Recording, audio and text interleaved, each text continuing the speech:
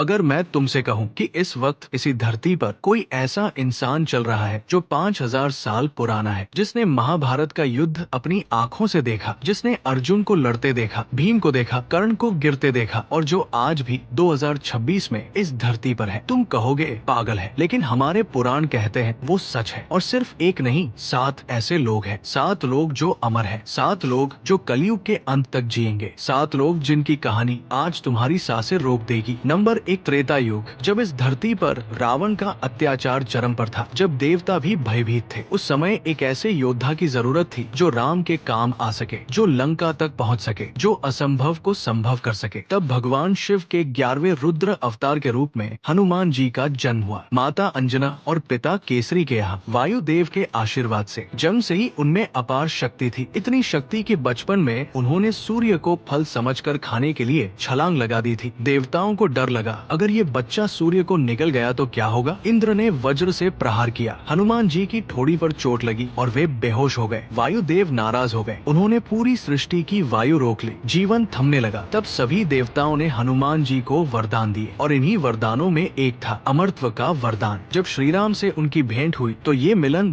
2 आत्माओं का मिलन था। हनुमान जी ने राम की सेवा में अपना सब कुछ समर्पित कर दिया। लंका जलाई, माता सीता का पता लगाया, संजीवनी बूटी लाए जिससे लक्ष्मण के प्राण बचे, युद्ध में ऐसे लड़े जैसे पहाड़ लड़े। जब राम ने उन्हें पूछा, हनुमान तुम्हें क्या चाहिए, हनुमान जी ने कहा, प्रभु जब तक इस धरती पर आपका नाम लिया जाए मुझे यही रहने दो, मुझे मोक्ष नहीं चाहिए। और इसी भक्ति ने उन्हें चिरंजीवी बना दिया। पुराणों में कहा गया है कि जहाँ भी राम कथा होती है, जहाँ भी राम का नाम लिया जाता है, हनुमान जी वहाँ अदृश्य रूप से उपस्थित रहते हैं। वे इस कलयुग में भी धर्म की रक्षा कर रहे हैं, अपने भक्तों की रक्षा कर रहे हैं, और जब कल की अवतार होगा तब वे फिर प्रकट होंगे। नंबर 2, परशुराम। नाम सुनते ही एक ऐसे योद्धा की छवि आती है जिसके हाथ में फरसा है, जिसकी आंखों में आग है और जिसके क्रोध से तीनों लोग कांपते थे। वे भगवान विष्णु के 6ठे अवतार थे, ऋषि जमदग्नि और माता रेणुका के पुत्र। उनका जन्म तब हुआ जब इस धरती पर क्षत्रियों का अत्याचार बहुत बढ़ गया था। राजा महाराजा धर्म भूल गए थे, ब्राह्मणों पर अत्याचार हो रहा था, निर्दोषों का खून बह रहा था। एक दिन की बात है, राजा कार्तवीर्य अर्जुन, जिसे सहस्त्रबाहु भी कहते थे, यानी जिसके 1000 भुजाएं थी, अपनी सेना के साथ ऋषि जमदग्नि के आश्रम में आया। ऋषि जमदग्नि के पास कामधेनु नामक दिव्य गाय थी जो हर इच्छा पूरी करती थी। सहस्त्रबाहु ने उस गाय को बलपूर्वक छीन लिया। परशुराम जब वापस आए तो उन्होंने सहस्त्रबाहु से गाय वापस लेने की मांग की। युद्ध हुआ। परशुराम ने अपने फरसे से सहस्त्रबाहु की सभी 1000 भुजाएं काट दी और उसका वध कर दिया। लेकिन इसका बदला लेने के लिए सहस्त्रबाहु के पुत्र आए और उन्होंने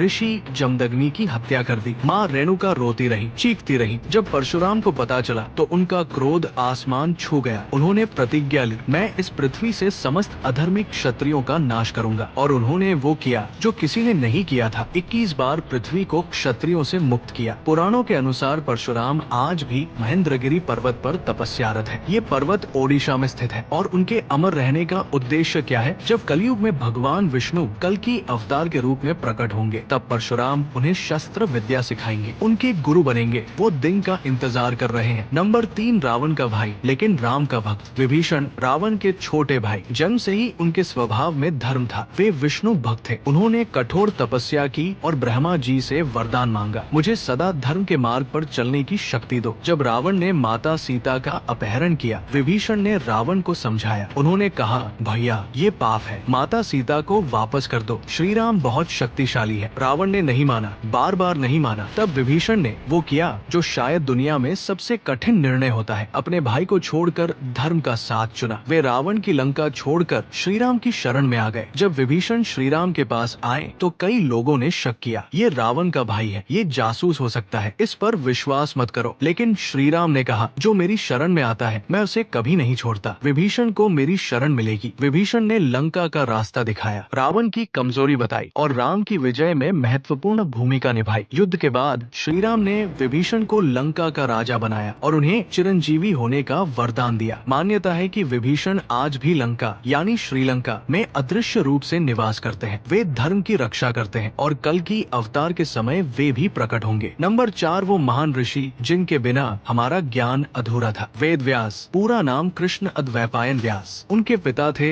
ऋषि पराशर और माता थी मत्स्यगंधा, जो बाद में सत्यवती के नाम से जानी गई। उनका जन्म एक द्वीप पर हुआ था, इसीलिए उनका नाम द्वैपायन पड़ा और उनकी त्वचा का रंग सावला था, इसीलिए कृष्ण द्वैपायन। उनके पिता ऋषि पराशर ने कठोर तप किया था एक ऐसे पुत्र की कामना में जो महान ज्ञानी हो। भगवान शिव ने वरदान दिया कि उनका पुत्र विष्णु का अंश होगा और इस दुनिया को ज्ञान देने वाला महान ऋषि बनेगा। वेद व्यास की महान रचनाएं। वेद व्यास ने जो किया वो अकल्पनीय है। उन्होंने 4 वेदों का संकलन किया, ऋग्वेद, यजुर्वेद, सामवेद और अथर्ववेद। उन्होंने 18 पुराणों की रचना की। उन्होंने महाभारत लिखी जो दुनिया का सबसे बड़ा महाकाव्य है, 1 लाख श्लोकों वाली। और उन्होंने श्रीमद् भागवत पुराण की रचना की जो भगवान कृष्ण की लीलाओं का सबसे सुंदर वर्णन है। ये सब एक इंसान ने किया एक जीवन में। वेद व्यास क्यों है चिरंजीवी? क्योंकि ज्ञान कभी नहीं मरता और जिसने इतना ज्ञान दिया वो भी नहीं मरेगा। मान्यता है कि वेद व्यास आज भी अदृश्य रूप से इस धरती पर विचरण करते हैं। वे अपने ज्ञान के माध्यम से आज भी मानवता का मार्गदर्शन करते हैं और कहा जाता है कि हर युग में वे किसी न किसी रूप में प्रकट होते हैं ज्ञान को जीवित रखने के लिए। नंबर 5, सबसे न्यायप्रिय राजा। राजा महाबली दैत्य कुल में जन्मे लेकिन स्वभाव से एक धर्मात्मा राजा। उनके राज में न कोई भूखा था न कोई दुखी, हर प्रजा खुश थी, न्याय सबके लिए बराबर था, धन का वितरण समान था। महाबली इतने शक्तिशाली हो गए कि उन्होंने तीनों लोकों पर अपना राज स्थापित कर लिया। देवता भयभीत हो गए, इंद्र का सिंहासन खतरे में था। सभी देवता माता लक्ष्मी के साथ भगवान विष्णु के पास गए और मदद मांगी। भगवान विष्णु ने वामन अवतार लिया एक बौने ब्राह्मण के रूप में। वे महाबली के यज्ञ में आए और मांगा, राजन बस 3 पग भूमि दे दो। महाबली हंसे, बस इतनी सी मांग? जरूर लो। उनके गुरु शुक्राचार्य ने चेताया, ये साधारण ब्राह्मण नहीं है, मत देना। लेकिन महाबली का स्वभाव था जो मांग लिया वो देना। उन्होंने जल हाथ में लेकर संकल्प किया और फिर वामन भगवान का आकार बढ़ने लगा, इतना बड़ा कि एक पग से पूरी पृथ्वी नाप ली, दूसरे पग से पूरा स्वर्ग। अब तीसरे पग के लिए जगह नहीं थी। भगवान ने महाबली से पूछा, राजन अब तीसरा पग कहाँ रखूं? महाबली ने झुककर कहा, प्रभु मेरे सिर पर रख दो। ये वचन सुनकर भगवान विष्णु का हृदय भर आया। जिसने वचन देकर पाला उसे वचन देना उनका धर्म था। उन्होंने कहा, महाबली तुम्हारी भक्ति और दानवीरता अद्वितीय है। तुम्हें पाताल लोक का राजा बनाया जाता है और हर साल एक बार ओणम के दिन तुम अपनी प्रिय प्रजा से मिलने आ सकते हो। महाबली आज भी आते हैं। केरल में आज भी ओणम का त्योहार इसीलिए मनाया जाता है क्योंकि लोग मानते हैं कि राजा महाबली हर साल ओणम पर अपनी प्रजा से मिलने आते हैं। वे अमर हैं, वे पाताल लोक में राज करते हैं और हर साल उनका स्वागत होता है। नंबर 6, महाभारत के सबसे निष्पक्ष योद्धा कृपाचार्य। महर्षि गौतम के वंशज शरदवान के पुत्र। उनकी बहन कृपी का विवाह गुरु द्रोणाचार्य से हुआ था और कृपाचार्य हस्तिनापुर के कुलगुरु थे। वे कौरवों और पांडवों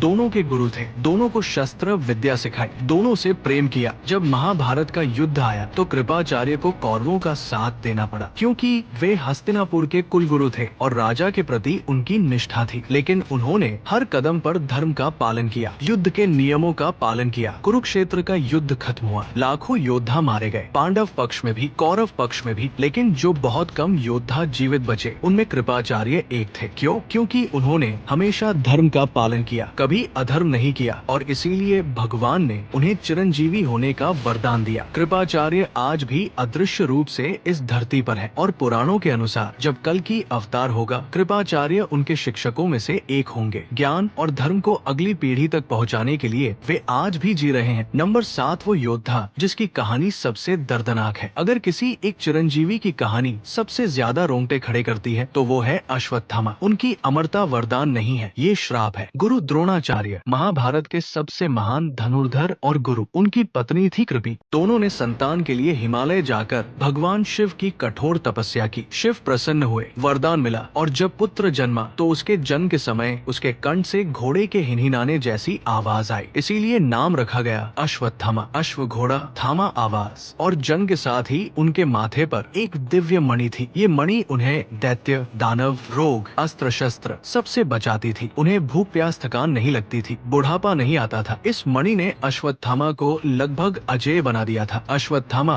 अपने पिता द्रोणाचार्य की तरह ही शस्त्र और शास्त्र दोनों में निपुण थे। कुरुक्षेत्र युद्ध में उन्होंने कौरवों की तरफ से लड़ते हुए अपनी वीरता दिखाई। वे कौरव सेना के सेनापतियों में से एक थे। उनका युद्ध कौशल अद्भुत था। वे इतने शक्तिशाली थे कि पांडव पक्ष के बड़े बड़े योद्धाओं के लिए भी उनसे लड़ना आसान नहीं था। वो रात जिसने सब बदल दिया। महाभारत का युद्ध खत्म हो गया था, पांडव जीत गए थे, कौरव हार गए थे, लेकिन अश्वत्थामा के भीतर आग जल रही थी। उनके पिता पिता गुरु द्रोणाचार्य को पांडवों ने छल से मारा था, युधिष्ठिर से झूठ बुलवाया था, और जब द्रोणाचार्य ने अपने पुत्र की मृत्यु की खबर सुनकर शस्त्र रख दिए, तब धृष्टद्युम्न ने उनका सिर काट दिया। ये अश्वत्थामा को नहीं बचा, बदले की आग ने उन्हें अंधा कर दिया। और उस अंधेरी रात में जब पांडवों का शिविर सो रहा था, अश्वत्थामा ने शिविर पर हमला किया। उन्होंने द्रौपदी के 5 पुत्रों को जो सो रहे थे मार डाला। उन्होंने सोचा ये पांडव है, लेकिन ये पांडव नहीं थे, ये उनके पुत्र थे। यही नहीं, अश्वत्थामा वहाँ नहीं रुके। उन्होंने अभिमन्यु की पत्नी उत्तरा के गर्भ में पल रहे अजन्मे बच्चे को नष्ट करने के लिए ब्रह्मशिर अस्त्र चला दिया। उनकी मंशा थी अर्जुन का वंश समाप्त हो जाए। जब भगवान कृष्ण को ये पता चला, वे क्रोध से कांप उठे। एक निर्दोष बच्चे पर जो अभी जन्मा भी नहीं था, ब्रह्मास्त्र, ये क्षम्य नहीं था। पांडवों ने अश्वत्थामा को पकड़ लिया। वे उन्हें मृत्युदंड देना चाहते थे, लेकिन भगवान कृष्ण ने कहा, नहीं, मृत्यु तो बहुत छोटी सजा है, मृत्यु से तो मुक्ति मिलती है, इसे मृत्यु से भी बड़ा दंड मिलना चाहिए। और फिर पांडवों ने अश्वत्थामा के माथे से वो दिव्य मणि निकाल ली, जिस मणि के कारण वे भूख प्यास बीमारी से मुक्त थे। वो मणि चली गई और भगवान कृष्ण ने श्राप दिया, तुम अनंत काल तक इस धरती पर भटकते रहोगे, तुम्हारे शरीर पर घाव रहेंगे जो कभी नहीं भरेंगे, जहाँ भी जाओगे कोई तुम्हें आश्रय नहीं देगा, तुम जीते रहोगे लेकिन जीना नहीं चाहोगे। अमरता जो वरदान नहीं, श्राप है। सोचो, एक पल अमर होना लेकिन हर दिन तड़पना, जीवित रहना लेकिन हर पल उस पाप का बोझ उठाना। जिन निर्दोष बच्चों को मारा, उनके चेहरे हमेशा आंखों के सामने रहना, माथे पर वो घाव जो कभी नहीं भरता, जिससे हमेशा खून बहता रहता है। यही है अश्वत्थामा की अमरता। क्या अश्वत्थामा आज भी जीवित है? हाँ, पौराणिक मान्यता है कि अश्वत्थामा